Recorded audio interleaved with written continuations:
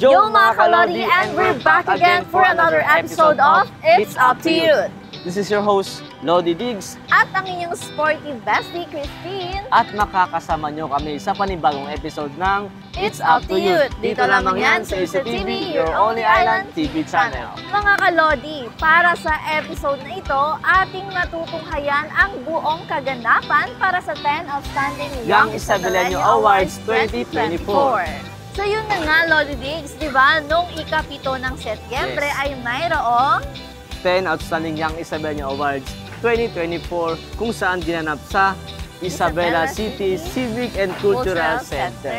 So Sport Base, ito ay diniluhan ng mga young leaders natin as well as the volunteers and of course yung mga awardees natin. Oo.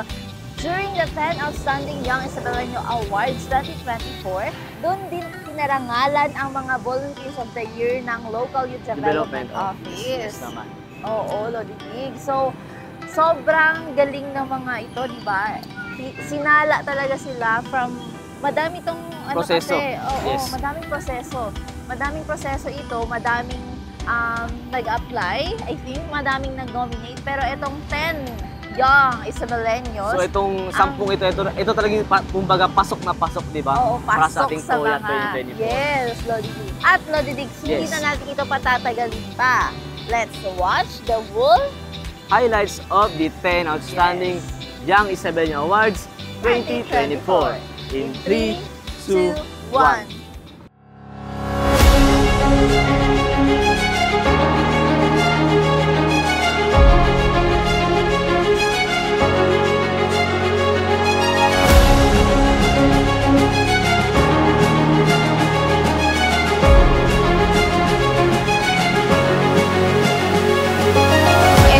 Ganitong pagkakataon, ito yung sinasabi nating oportunidad na kailangan lamang ng ating mga kabataan para ma-reach ninyo ang inyong full potential at kaya ninyong makipagsabayan sa kahit na sino sa buong bansa, maging sa buong mundo. Darating ang panahon, wala hong ibang magli-lead at magdadala, not necessarily in elected positions, no? Kahit sa anong larangan, kahit anong maging karera ang tahakin ninyo, kayo ho ang magdadala ng Isabela City at ng Basilan.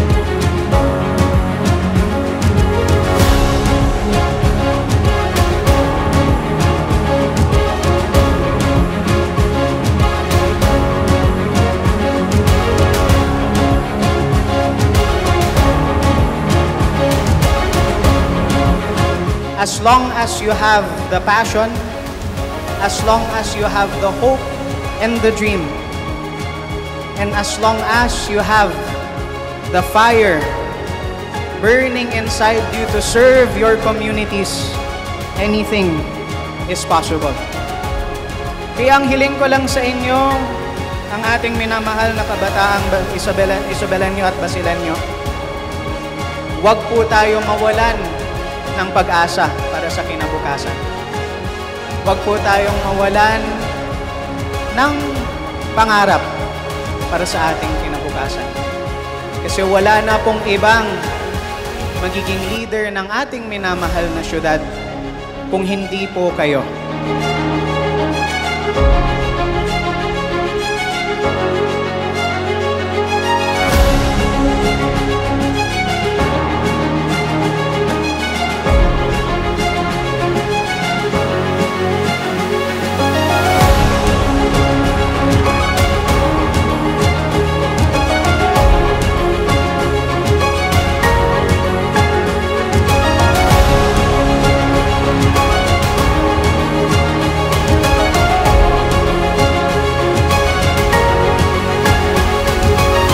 So proud to each and every committee, each and every individual who took part in this activity for the Linggo ng Kabataan 2024. So, ang daming nangyari, ang daming nagtrabaho sa lahat ng bumubuo, SK Federation, LYDC, CBM amin, si Mayor especially, and to our youth champions, our partners, hindi maging posible kung wala kayong katuwang namin sa buong taon na ito para magawa ang Linggo ng Kabataan 2024.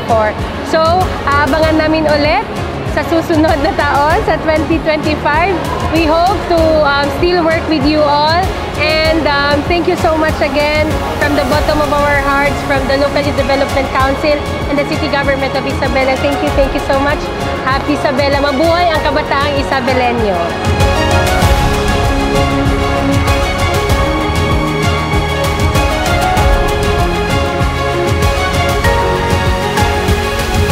One person or one family should not be the basis of unity. Instead, a shared cause is what must unite people. That is a statement from the inaugural speech of Mayor City Dijalia Turabin Hataman last 2019. And I think that also goes the same for the youth. At the end of the day, let us all be united, empowered, and committed towards our calling, and together we can build the youth for the future. At the end of the day, sabay-sabay po nating sabihin sa ating mga sarili, proud ako sa aking sarili.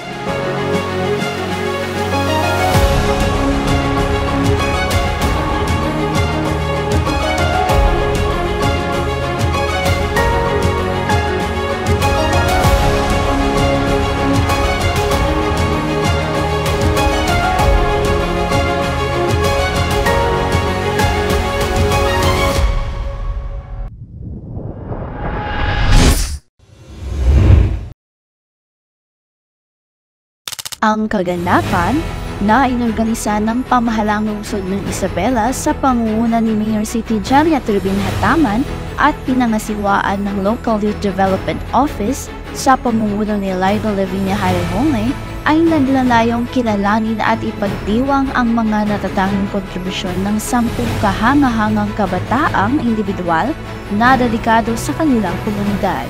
Personal na dinuhan ni Mayor Turabin Hataman ang seremonya upang parangalan at suportahan ang mga awardees at ang kabataan na nagmarka ng engrandeng pagtatapos ng kaganapan. Sa kanyang mensahe, binati niya ang mga awardees ngayong taon para sa kanilang mahahalagang kontribusyon sa lungsod ng Isabela at pinuri ang Local Youth Development Office para sa matagumpay na pagsasakatuparan ng kaganapan. Ang generation po hindi paurong. Dapat progressing tayo, pasulong tayo. No? Kasi, wala kaming nagawa. Hindi kami naging effective na mga magulang ninyo, na mga leaders ninyo, kung hindi ninyo kayang higitan yung nagawa namin. Ibig sabihin, hindi namin naibigay yung tamang environment para mas maging magaling kayo kesa sa amin. So yun ho ang challenge ko sa inyo. Sabi nga ni Amin kanina, darating ang panahon, wala hong ibang maglilid at magdadala.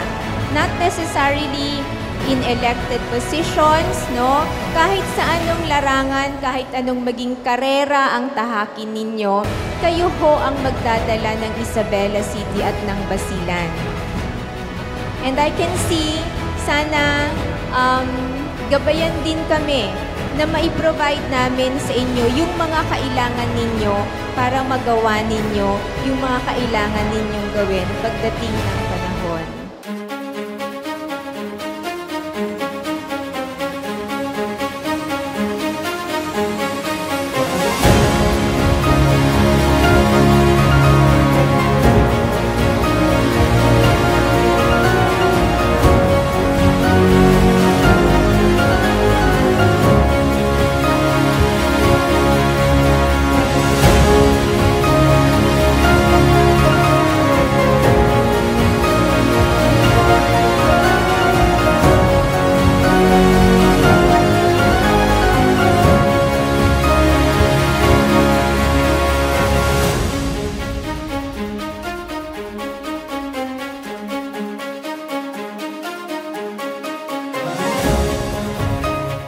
Samantala, binigyang diin ni Basilan Board Member District 1 Ahmed Evelyn Chalib Hataman sa kanyang mensahe na ang kabataan ay dapat matutong mangarap ng malaki dahil walang imposible. Kaya ang hiling ko lang sa inyo, ang ating minamahal na kabataang Isabelenyo at Basilenyo, Huwag po tayo mawalan ng pag-asa para sa kinabukasan.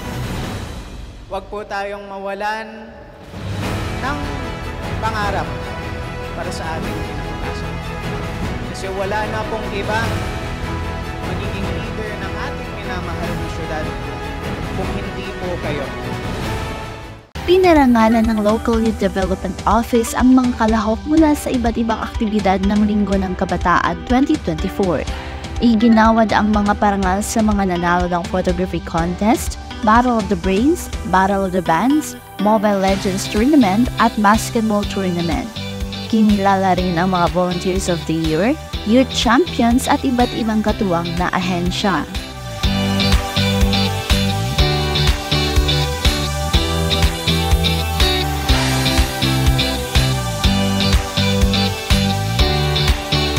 Masasabi ko po, I am so happy na isa ako sa Volunteer of the Year or isa sa mga volunteer ng youth. So nagbo-volunteer po ako dahil gusto ko pong makatulong sa aking kapwa kabataan, maging isang inspirasyon sa kanila.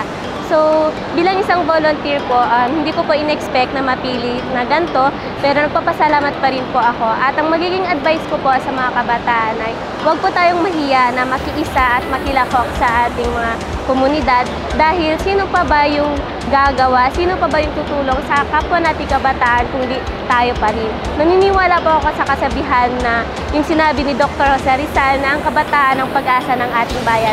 Kaya ipagpatuloy lang po natin ang ating magandang naisimulan. So, unexpected talaga kasi nung other day, binigyan na sa akin yung invitation na dahil daw ako, volunteer of the year. And masaya ako dahil napili ako isa sa maging volunteer of the year. And ang masasabi ko nga pala sa mga kabataang Isabela ay dapat ay pagpatuloy nila kung ano yung dapat nilang gawin para sa Isabela. At gawin nila yung para sa ikakabubuti ng Isabela. At yun lang. Bilang isa sa mga napili, napaka-overwhelming sa feeling kasi sa dami-dami ng mga youth leaders or sa dami-dami ng mga active youth leaders dito sa Isabela is isa kami sa mga napili na mabigyan ng parangal na ganito. And ako, ang mensahe ko lang naman sa mga tulad ko na kabataan na nagsimula lang din naman sa unang hakbang para mapunta ako dito. Huwag kayong matakot, huwag kayong mahiya kasi kahit sino ka man or kahit ano ka man, kaya mong mag-contribute sa pagbabago. Sabi nga nila, practice makes progress and a little step can make a progress. And huwag nating kalimutan na we can make a difference and change in our community. And we are what we do and we are not what we say. So yun lang po. Ang pagdiriwang ng lungsod ng Isabela sa mga natatanging kabataan nito ay nagpapakita ng dedikasyon ng lungsod sa paglinang ng mga pinuno ng hinaharap. Sa pamamagitan ng pagbibigay pugay sa mga kabataang ito para sa kanilang magkakaibang kontribusyon, kinikilala ng LGU hindi lamang ang kanilang mga kasalukuyang tagumpay, kundi hinihikayat din ang iba na makilahok sa serbisyong pangkomunidad at personal na pagunlad. Ang mga ganitong inisyatiba ay nagpapakita ng dedikasyon ng lungsod sa pagtatatag ng matibay na pundasyon para sa mga pinuno ng bukas na tinitiyak na ang mga halaga ng kahusayan, responsibilidad at tungkuling pansibiko ay malalim na nakaukit sa susunod na mga henerasyon. Ang masasabi ko lamang po ay ganito, pag ikaw ay nagtsatsaga, ikaw ay may ilalaga. At isa rin po ako sa mga hindi nagtitiwala sa sarili ko na ako ay mananalo. Ngunit ngayon andito ako, taas noong ipinagmamalaki ang aking barangay despite being bashed. At ang masasabi ko to my fellow youths is always never give up and stand for kindness, because at the end of the day, you will be defined as the things that they love, not the things that they hate. Thank you po. Masasabi ko lang po is, isa na naman po itong napakagandang opportunity, hindi po lamang para sa akin, kundi para sa lahat po ng mga youth or youth leader dito sa Isabela. Napakaganda ang isang inisyatibo na ito sapagkat nabibigyan ng oportunidad hindi lamang kaming mga kabataan kundi lahat ng kabataan dito sa munting Happy Isabela. Okay, the moment I happened to know that I was one of the 10 outstanding young Isabeleños, of course I was overwhelmed, and I feel like this is the first time I became proud of myself. So I call on to my fellow youth to please get invested with youth empowerment journey and leadership, because kaya natin to, guys. This is the youth. We are the future of tomorrow. Thank you! Sa pagtatapos ng 10 Outstanding Young Isabeleño Awards, muling pinatunayan ng lungsod ng Isabela ang walang sawang pagsuporta at pagpapahalaga nito sa kabataang tagapagtaguyod ng pagbabago. Ang mga parangal na ibinigay ng gabing iyon ay simbolo ng pag-asa at inspirasyon para sa lahat ng kabataang nagnanais mag-ambag sa pag-unlad ng kanilang komunidad. Sa patuloy na paggabay ng pamahalaan at ng mga lokal na leader, hindi lamang kinikilala ang kanilang mga tagumpay, kundi binibigyan din sila ng lakas na loob na mangarap at magsilbing inspirasyon sa iba. Sa mga kabataang pinarangalan, kayo ang liwanag ng hinaharap, mga huwara ng dedikasyon, talento at malasakit para sa bayan. And that was it, all guys! Sana'y may natutunan kayo at nag-enjoy para sa episode nito. Again, this is your host, Lodi Diggs. At ang inyong sporting bestie, Christine. At abangan nyo kami sa susunod na episode ng It's Up to You! Up to You! It's up to you! It's up to you! It's up to you! Dito lamang yan sa Isa TV, your only island TV channel.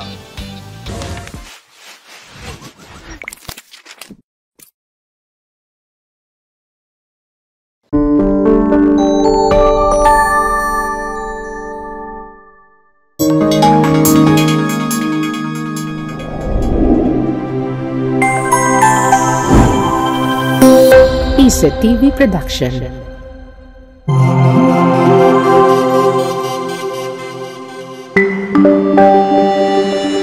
Your only island TV channel.